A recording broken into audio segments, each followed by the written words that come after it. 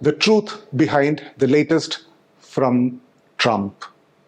India has been on Donald Trump's mind and mouth this past week, from claiming credit for stopping the India-Pak conflict to announcing peace talks on Kashmir, and also claiming he enticed India with offers of trade and lots of trade.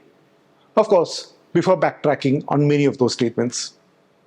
Then he dropped another bombshell, saying he has asked Apple CEO Tim Cook to stop shifting Apple manufacturing to India.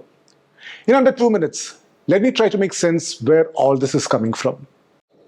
Donald Trump's tariff war, while having a lot of global strategic objectives like reinvigorating America's fading superpower credentials, at the heart of it lies his promise to the American voter that he will get manufacturing back to the US. And by that, he means jobs.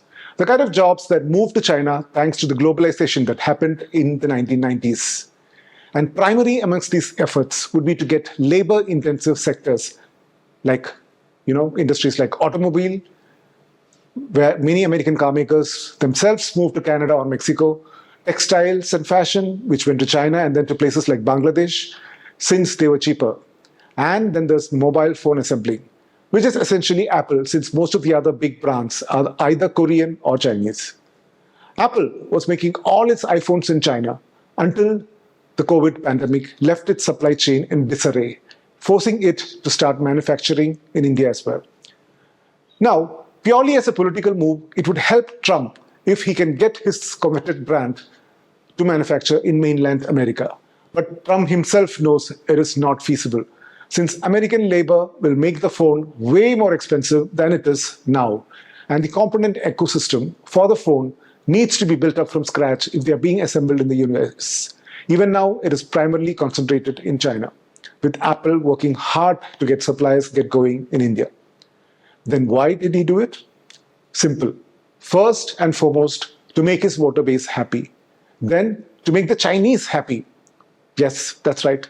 Don't forget that Trump has just worked out a trade deal with the Chinese just this Monday. And it is evident that the Chinese did put in a word about ways to avoid losing the priced phones business to rival India. And third, but this is important to us, is India itself. Don't forget that India and the US are going through negotiations for a bilateral treaty, and there is a high-level one scheduled just this coming Monday, which India's Commerce Minister Piyush Goyal will be attending. Trump just raised the stakes by this announcement and managed to put the Indian negotiators on the back foot with it. Some might also believe this is Trump's way of expressing his displeasure at India, going into a PR overdrive, trying to deny Trump credit for the India-Pak ceasefire.